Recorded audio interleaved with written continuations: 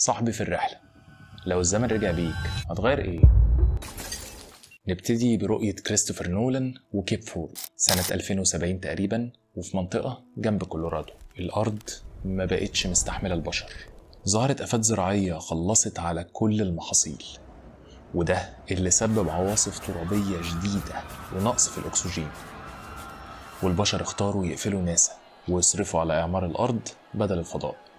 بنشوف كوبر مهندس الطيران اللي كان بيبني سفن فضاء، في يوم وليلة بقى بيزرع ذرة عشان بس يعيش، لحد ما في يوم بنته ميرف بتقوله إن في شبح في أوضتها بيوقع الكتب من المكتبة. وخليك فاكر يا صاحبي الشبح ده عشان هنرجع له قدام. في البداية مش بيصدقها، بس لما بيروح معاها أوضتها بيلاقي إن الكتب اللي واقعة على الأرض شكلها مش عشوائي، دي باترن منظمة جدا. وبيلاقي التراب اللي على الأرض نفسه منظم جدا، نقطة خط نقطتين خط كده يعني. بيستنتج إن دي رسالة بشفرة مورس، ولما بيفكها بيلاقيها إحداثيات مكان. فضوله بيغلبه، فضول مهندس طيران ما قدرش ينسى السماء، وبياخد خريطة وبيتحرك للمكان. بيلاقي بوابة حديد قديمة ومتهالكة، وبيخرج من وراها آلي بيسأله عن هويته. كوبر بينزل رافع ايده بيحاول يهدي الموقف، لكن بيتفاجئ بطلقة كهرباء وبيفقد الوعي. وخلي بالك طويل معايا يا صاحبي في الحلقة دي عشان فيها شوية كلام علمي كتير. لما بيفوق بيلاقي نفسه على سرير في قاعة كلها شاشات، وقاعدة قدامه دكتورة بتعرفه بنفسها، دكتورة إيميليا براند. بيقول لها إنه يعرف أبوها وإنه اشتغل معاه قبل كده، عشان يتفاجئ إن دكتور براند اللي بيتكلم عليه ده واقف وراه. بيحكي له إن دي قاعدة سرية لناسا. كوبر بيتصدم، إزاي ناسا؟ هو أنتوا لسه شغالين؟ دكتور براند بيحكي له إنهم آخر أمل لبقاء الأرض، وبيشرح له خطتين. الخطة ألف، ودي الوصول لمعادلة التحكم في الجاذبية، ودي اللي هتخليهم يقدروا ينقلوا البشر للحياة على كوكب مختلف. بس براند كذب عليه وما قالوش إن الخطة دي مستحيلة، لأن المعادلة ناقصها بيانات من جوه الثقب الأسود نفسه، حاجة البشر ما وصلوهاش لحد يومنا ده. المهمة نفسها تعتبر انتحار. والخطة ب، ودي هدفها إنهم يوصلوا أجنة بشرية لكوكب تاني صالح للحياة. هنسيب الأرض تموت بس الجنس البشري هيكمل، وبيطلب منه إن هو يكون قائد للمهمة دي. كوبر بيفضل باصص له بصدمة، الخطتين أسوأ من بعض. لكن برام بيكمل ببرود، إحنا مش بنحاول ننقذ العالم هنا، إحنا هدفنا البشرية تكمل. كوبر بيمشي وهو مش عارف يعمل إيه، يحاول يقضي آخر أيام مع عيلته ولا يسافر في مهمة تقريبا انتحارية يحاول بس ينقذ الأرض. لكن فضوله كمهندس عايز يلاقي حل بيغلب عاطفته كأب، عايز يفضل آخر أيام مع عياله، وبيقرر يسافر. بيحاول يقنع ميرف بنته إنه لازم يمشي، لازم يلاقي كوكب جديد، الأرض بتموت. ميرف بترفض تسيبه يمشي وبتتحايل عليه ما يسافرش، بتقوله انها فكت رسالة الشبح، بيقوله يستنى ما يمشيش، بس هو ما بيصدقهاش. بيديها ساعة وبيقول لها انه لما يرجع هيكون عمرها نفس عمره، هيبقوا قد بعض. وما كانش يعرف ان وعده ليها ده مستحيل يتحقق. وبيتحرك كوبر في طريقه وهي لسه بتتحايل عليه ما يمشيش، بس هو خلاص مشي. كوبر بيوصل قاعدة ناسا وبيركب السفينة مع دكتور إيميليا براند واتنين زمايلهم تانيين. 4 3 2 1 والصاروخ بيطلع. بيشوف كوبر كل حاجة حواليه بتصغر، بيته ومدرسة عياله، كل حاجة يعرفها. سمع صوت بنته بيتردد في ودنه، أرجوك ما تمشيش. بس خلاص كان عدى الخط اللي مفيش منه رجوع، خط الزمن نفسه. السفينة بتنفصل وبتدخل الثقب الدودي القريب من كوكب زحل. بيحس كوبر إن الزمن بيبلعه، الفضاء بقى شفاف والألوان بتتشابك في كل اتجاه. بيقفل عينيه وما بيكونش سامع حاجة غير نفسه. عقله مش قادر يتخيل أصلا هيطلعوا من الناحية التانية ولا لأ. والسفينة بتخرج بيهم من الثقب الدودي ببطء، كأنها نقطة وسط بحر من الضوء. ولما بيخرجوا بيلاقوا نفسهم قدام مشهد ما يتوصفش، الثقب الأسود جارجانتوا،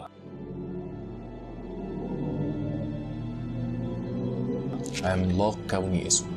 وبتوصل رحلة كوبر لمحطتها الأولى، كوكب ميلر. برام بتشرح لكوبر إن الكوكب ده جاذبيته قريبة جدا من الأرض، بس عشان هو قريب قوي من الثقب الأسود فالزمن نفسه فيه بيتمدد. الساعة الواحدة عليه بتساوي تقريبا 7 سنين كاملة على الأرض.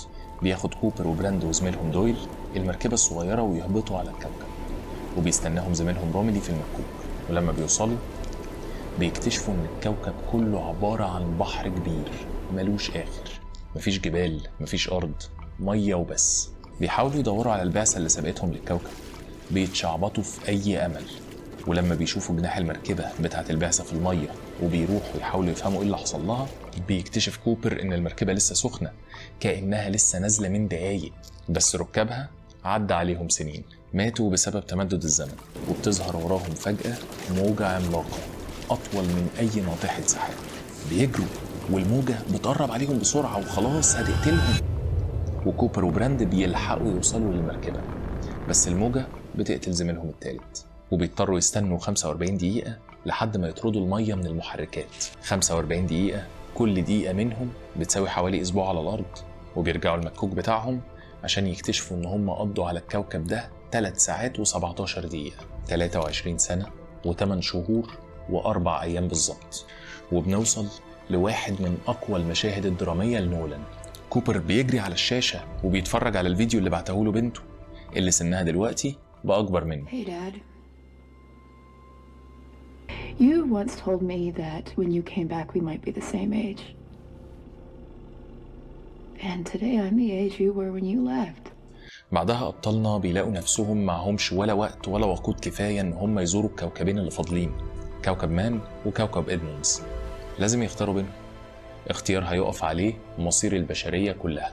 كوبر بياخد الخيار المنطقي، كوكب مان أقرب، ورسائل دكتور مان بتقول إنه كوكب صالح للحياة كويس. ما كانش يعرف يا صاحبي إنه أخذ الخيار حرفيا. بيكتشفوا إن كوكب مان السحب فيه متجمدة، مستحيل الحياة عليه. دكتور مان كذب عشان خاف يموت لوحده، وكذبته دي كانت هتسوح جنس البشر كله. ودلوقتي خسروا وقت أكتر ووقود أكتر، حتى موارد المكوك مش هتكفيهم لا يروحوا كوكب إدموندز ولا حتى يرجعوا الأرض. وهنا كوبر بيقرر يعمل مناورة مجنونة، يا يوصلوا يا يموتوا.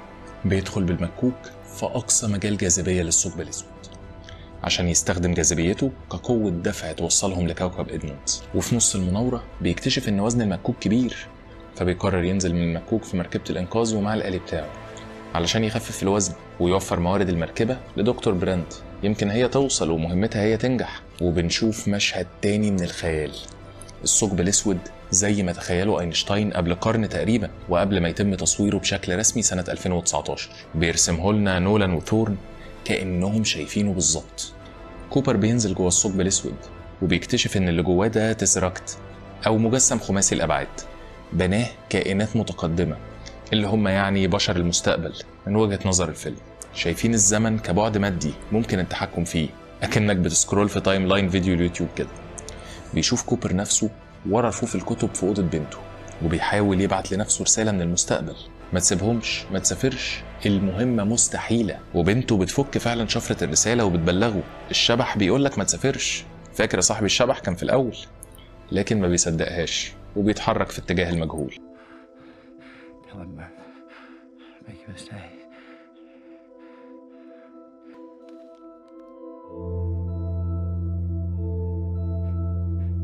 Make him stay, Merv.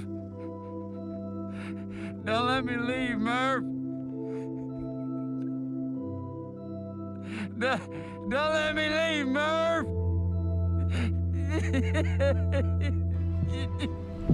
No! No! No! No! وهنا بيكتشف كوبر إن رحلته مش هتغير حاجة في الماضي، رحلته علشان ينقذ اللي فاضل من المستقبل.